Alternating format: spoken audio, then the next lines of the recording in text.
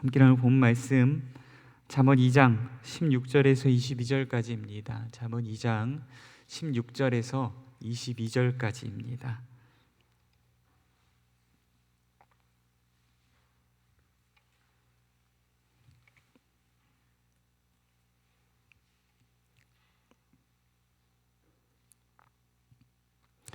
이 장 16절에서 22절까지 한 절씩 읽으시고 22절 말씀 합독하겠습니다. 제가 먼저 읽겠습니다. 지혜가 또 너를 음녀에게서 말로 호리는 이방 계집에게서 구원하리니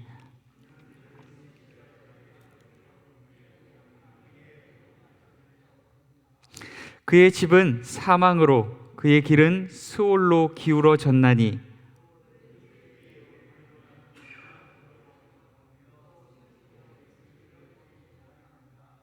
지혜가 너를 선한 자의 길로 행하게 하며 또 의인의 길을 지키게 하리니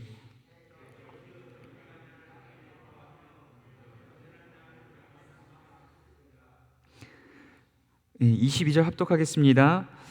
그러나 악인은 땅에서 끊어지겠고 간사한 자는 땅에서 뽑히리라. 아멘. 잠시 기도하겠습니다. 사랑과 은혜가 많으신 하나님 아버지 감사합니다. 이 시간도 잠언의 말씀 나누기 원합니다. 하나님께서 잠언을 통하여서 우리에게 하시는 말씀, 주님의 음성을 듣는 시간 되기를 소원합니다. 그 주님의 음성을 우리의 마음판에 새기고 그 말씀 붙들고서 오늘 하루를 살아가게 하시고 그 말씀이 우리의 인생길에 발의 등이 되게 하시고 길의 빛이 되게 하셔서 그 말씀에 온전히 순종하는 삶 살아감으로 하나님을 기쁘시게 하는 우리의 인생이 될 수 있도록 주여 도우시고 인도하여 주시옵소서. 함께 하시길 소원합니다. 거룩하신 예수님 이름으로 기도드립니다. 아멘. 잠언서 2장 16절에서 22절 말씀을 지혜의 여인과 결혼하라 라는 주제로 함께 나누고자 합니다. 여러분, 제가 보통 성경 한 권을 시작할 때 성경을 개관하면서 시작했는데요.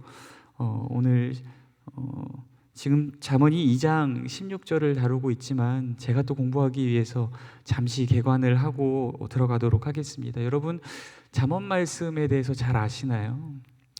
잠언 말씀 많이 읽어보셨나요? 저도 어렸을 때 잠언 필사를 많이 했는데요. 잠언이 31장으로 이루어져 있지 않습니까? 방학이 보통 겨울방학이나 여름방학들이 보통 한 60일에서 30일 이상씩 됩니다. 그래서 방학 때에 교회 학교에서 보통 성경을 쓰게 할 때 잠언서 말씀을 많이 쓰게 합니다. 잠언서 말씀은 어린 아이들도 많이 읽고요. 그리고 믿지 않는 사람들도 잠언서 말씀을 많이 읽습니다. 왜입니까? 잠언서 말씀이 마치 무슨 탈무드처럼 인생의 지혜를 담고 있는 책처럼 느껴지고 여겨지기 때문입니다. 여러분, 그렇다면 잠언은 과연 인생의 어떠한 지혜를 우리에게 알려주고 있는 것일까요? 잠언은요, 지혜서라고 하는 잠언과 욥기와 전도서의 말씀, 이 세 가지 가운데에 속해 있습니다. 그리고 이 공통적인 잠언과 또한 전도서와 또한 욥기 중에서 공통적으로 가지는 이 주제를 잠언이 가장 잘 드러내고 있습니다. 여러분, 그렇다면 잠언의 주제는 무엇일까요? 잠언의 주제는 참 파악하기가 어렵습니다. 잠언의 구조를 보면은요, 잠언이 1장에서 9장까지 이루어져 있고요. 그리고 10장에서 29장까지 이루어져 있고, 그리고 30장에서 31장으로 이루어져 있습니다. 그래도 1장에서 9장이랑 30장이랑 31장은 이해할 만합니다. 이야기들이 이렇게 좀 이어져 있고 맥락이 있는 이야기들을 하고 있어서 좀 이해할 만합니다. 그런데 잠언 말씀이 이 10장에서 29장 말씀으로 가면은 참 헤매기 쉽습니다. 왜냐하면 맥락이 없거든요.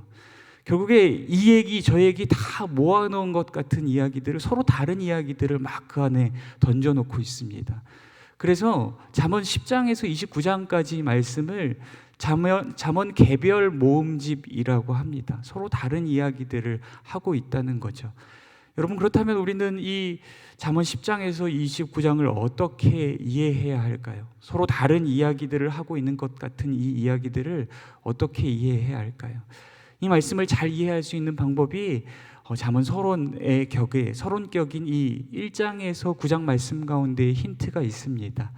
잠언 1장에서 9장 말씀 가운데 보면은 잠언 9장 10절 말씀, 잠언 9장 10절 말씀에 보시면 이런 말씀이 있습니다.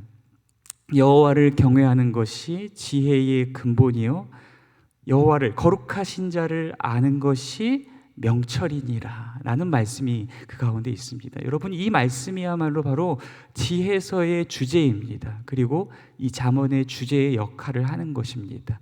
아까 전에 말씀드렸다시피 잠언을 잘 이해하기 위해서는, 서로 다른 이야기들을 하고 있는 것 같은 잠언을 잘 이해하기 위해서는 이 주제를 잘 알고 있어야 합니다. 여호와를 경외함이 지혜의 근본이요 거룩하신 자를 아는 것이 명철이라는 것을 잘 이해하고 있어야 합니다. 여러분, 이것을 우리는 지혜의 안경이라고도 하고 잠언을 보는 안경이라고도 합니다. 잠언을 어떤 안경을 끼고 보느냐에 따라서 다르게 해석할 수 있습니다. 우리는 잠언을 잘 해석하기 위해서, 잠언을 통해서 주님이 우리에게 주시는 그 음성들을 잘 듣기 위해서는 이 해석학적인 안경을 잘 끼고 들여다 보아야 한다는 것입니다. 잠언이 비단 우리에게 지혜로운 인생의 비결, 또한 어떤 성공적인 인생의 비결을 주는 것이 아니라 그보다 더 깊은 이야기를 하고 있는 것인데, 그것을 알기 위해서는, 잘 파악하기 위해서는 지혜라는 것은 여호와를 경외함이구나, 명철이라는 것은 그 거룩하신 자를 아는 것이구나 라는 이 해석학적인 안경을 가지고서 본문을 계속적으로 들여다보아야지 다른 길로 헤매지 않고 하나님께서 원하시는 길로 쭉 걸어갈 수 있다라는 것입니다. 다시 한번 말씀드립니다. 잠언서의 주제가 무엇입니까? 여호와를 아는 것, 여호와를 경외하는 것, 그것이야말로 잠언서의 주제라고 할 수 있습니다. 잠언서 1장에서 9장 말씀에 보면은 이렇게 이야기합니다. 지혜를 만나라, 지혜를 찾으라, 지혜와 결혼하라 라고 이야기합니다. 이것은 다시 한번 해석학적인 렌즈를 끼고서 바라보면 무엇을 이야기합니까? 여호와를 경외하는 삶을 살아라, 여호와를 경외함과 결혼하라, 거룩하신 자를 아는 삶을 살아라 라고 하는 권면이 그 말씀 안에 담겨져 있는 것입니다. 또한 이 해석학적인 렌즈를 가지고 10장에서 29장까지의 말씀을 보아야지 서로 다른 이야기들을 하고 있는 것 같은 그 개별 잠언의 말씀을 이해할 수 있습니다.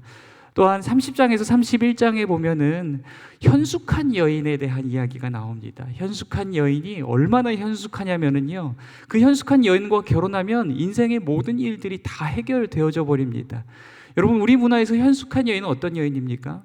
집안일 잘 하시고, 제가 그렇게 생각하는 건 아니라 우리 전통적인 문화에서 현숙한 여인을 그렇게 생각한다는 겁니다. 집안일을 잘 하시고 아이들을 잘 돌보고 집안의 소리가 밖으로 나오지 않게 하는 그런 여인들이 현숙한 여인이라고 생각하지 않습니까? 그런데 이 잠언에서 말하고 있는 현숙한 여인은 훨씬 더합니다. 집안일을 잘할 뿐만 아니라요, 밖에 나가서 돈도 벌어오고요, 심지어는 막 전쟁터에 나가서 전쟁을 하고 이기고 승리의 전리품을 챙겨서 오기까지 합니다. 그게 다가 아닙니다.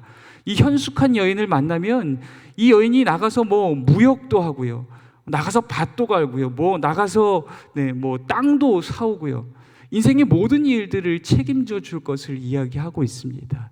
이것을 다시 한번 잠언의 해석학적인 안경을 끼고 들여다보면은 우리에게 어떤 가르침을 줍니까?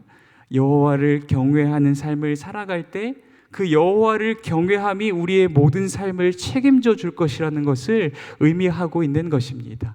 마치 아무것도 할 수 없는 존재인 것 같은 우리들, 무지하고 무능한 우리들을 지혜로 가르치고 우리의 모든 텅 빈 삶을 채워낼 수 있는 것이 무엇입니까? 여호와를 경외함인 줄 믿습니다. 여러분, 우리의 인생의 가장 큰 지혜의 비결은 무엇입니까? 그것은 여호와를 경외함인 줄 믿습니다. 사랑하는 성도 여러분, 여러분은 여호와를 경외함을 정말 인생의 지혜라고 여기십니까? 우리는 인생의 지혜를 무엇이라고 여기십니까? 우리는 보통 우리의 인생에 어떤 이득과 유익을 가져다 주는 것을 잘 선택하는 것을 지혜라고 여깁니다. 우리에게 이득이 되는 것을 선택하고 또한 우리에게 손해가 되는 것을 잘 포기하는 것을 지혜라고 여깁니다. 그러면 지혜로운 삶, 지혜로운 사람은 어떤 사람입니까? 네, 이득이 될 것을 잘 선택하고 손해가 될 것을 잘 포기하는 삶. 이득과 손해를 잘 계산하여서, 손익을 잘 계산하여서 우리에게 이득이 될 것들을 잘 선택하는 삶을 지혜로운 삶이라고 여깁니다. 그래서 우리도 그러한 삶을 살아가기 위해서 몸부림칩니다. 조금이라도 손해가 되는 것을 선택한다면 나중에 돌아서서 후회하고 한숨 짓고 많이 과거를 돌아보며 또 후회하는 것이 우리의 삶이 아닌가 싶습니다. 잠언이 우리에게 말하고자 하는 것은 바로 이것입니다. 무엇이 우리에게 이득이 되고 손해가 되느냐에 따라서 모든 일들을 선택하는 것이 아니라 여호와를 경외함을 기준으로 선택하는 삶을 살아가라는 것입니다. 우리의 말과 행위와 삶과 인생에 주어지는 모든 선택과 결정의 기준이 무엇이 되어야 한다는 것입니까? 여호와를 경외함이 되어야 한다는 것입니다. 우리에게 어떠한 이득과 유익을 가져다 준다 할지라도 여호와를 경외함의 안경으로 들여다보고 여호와를 두려워함의 눈으로 들여다보면서 여호와 하나님께서 미워하시고 싫어하시는 것이라면 어떠한 유익을 우리에게 가져다 준다 할지라도 선택하지 말라는 것입니다. 또한 우리에게 어떠한 손해와 피해를 안겨주는 것이라 할지라도 그것이 여호와 하나님께서 기뻐하시는 것이라면, 여호와 하나님을 영화롭게 하는 것이라면 반드시 선택하는 삶을 살아가라는 것입니다. 여러분, 이것이 여호와를 경외하는 삶입니다. 이 여호와를 경외하는 삶의 눈으로 말씀을 들여다볼 뿐 아니라 우리 자신의 인생과 세상을 바라보고 하나님께서 기뻐하시는 잠언적인 선택들을 우리의 인생 가운데서 날마다 해낼 수 있는 저와 여러분의 삶이 될 수 있기를 간절히 소원합니다. 다시 한번 이 잠언의 주제를 정리를 하자면 여호와를 경외함이 지혜다. 그리고 명철은 뭡니까? 거룩하신 자를 아는 것이 명철이다. 이 주제를 가지고서 오늘 말씀을 함께 나눠볼 수 있도록 하겠습니다.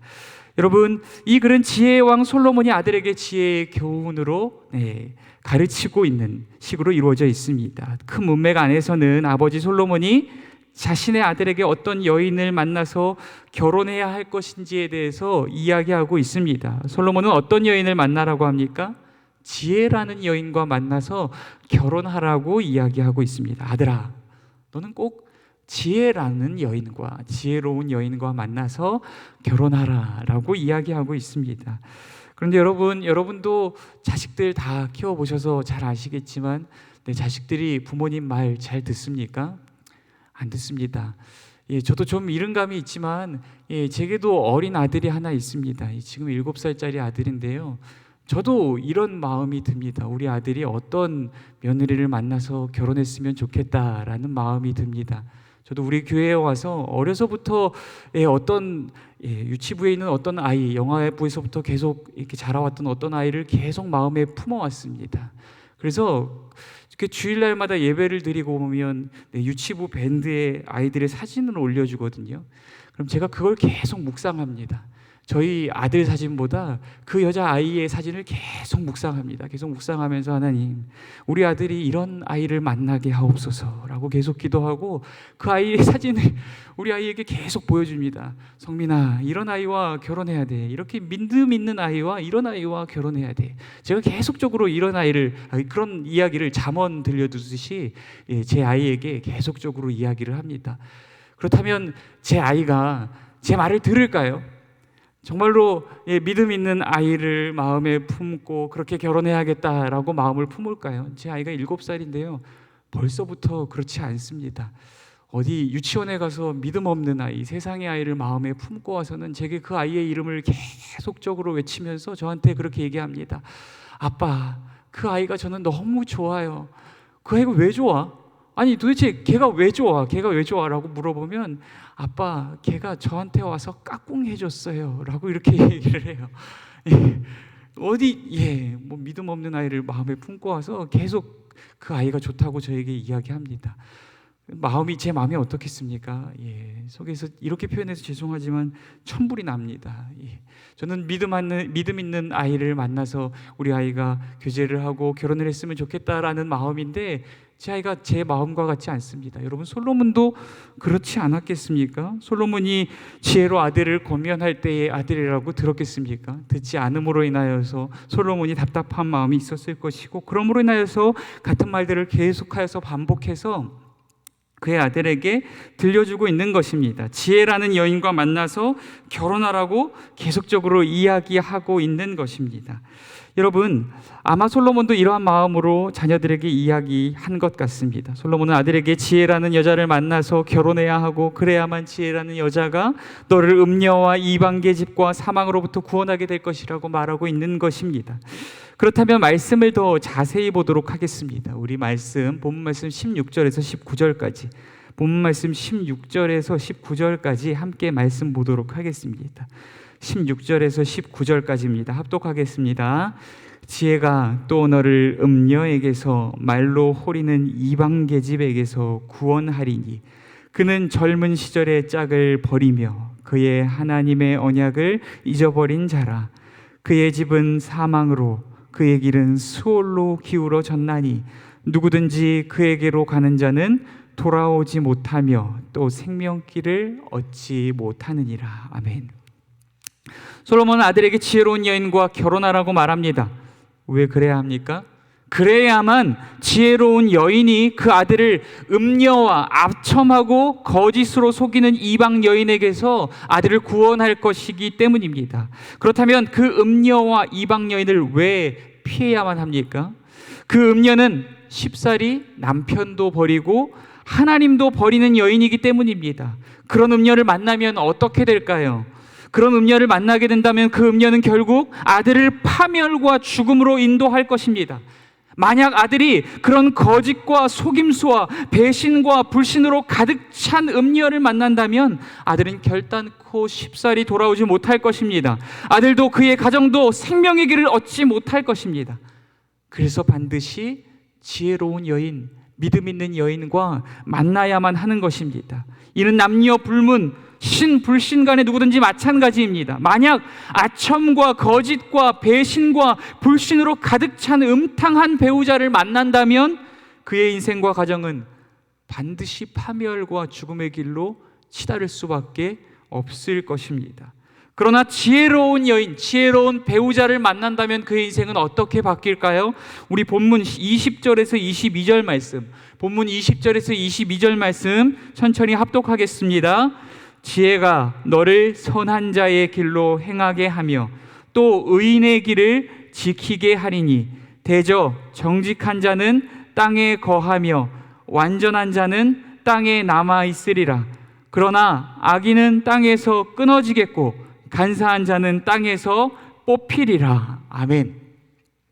그 지혜로운 여인이 아들을 선한 자와 의인의 길로 걷게 할 것이고, 그 지혜로운 여인으로 말미암아 아들이 공의와 정의와 정직을 행하게 될 것이며, 결국 악인들이 땅에서 끊어지고 뽑히며 패망하고 멸망하며 죽임당할지라도 아들은 그 지혜로운 여인으로 말미암아 그 땅에서 길이 살아남게 될 것입니다. 그렇다면 오늘 말씀의 주제를 한마디로 정리하자면 무엇입니까? 지혜로운 여인과 만나 결혼하라. 믿음 있는 여인과 만나 결혼하라입니다. 여러분, 남녀 불문, 우리와 우리 자녀들은 아첨과 거짓과 배신과 불신으로 가득 찬 배우자를 피해야만 합니다. 반드시 믿음 있는 배우자, 지혜 있는 배우자를 만나야 합니다. 그렇다면 오늘 말씀이 우리에게 주는 교훈이 이것이 끝일까요? 아닙니다.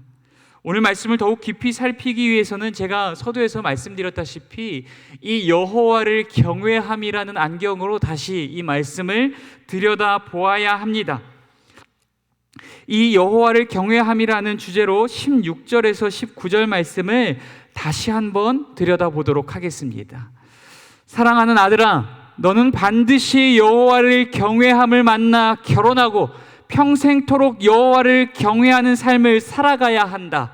아들아, 여호와를 경외함이 음녀 곧 하나님을 떠나 우상의 마음 주는 삶으로부터 너를 지켜줄 것이다. 아들아, 여호와를 경외함이 거짓과 아첨으로 속여 세상과 짝하게 만드는 것으로부터 너를 지킬 것이다. 아들아, 여호와를 경외함이 너로 하나님과 언약을 잇고 하나님을 떠나게 만드는 삶으로부터 너를 지킬 것이다. 아들아, 만약 네가 음녀와 이방 여인과 같이 우상과 세상의 마음을 주고 하나님과의 언약을 잊고 하나님을 떠나 산다면 너의 인생은 결국 반드시 사망과 영원한 지옥이 되고 말 것이다.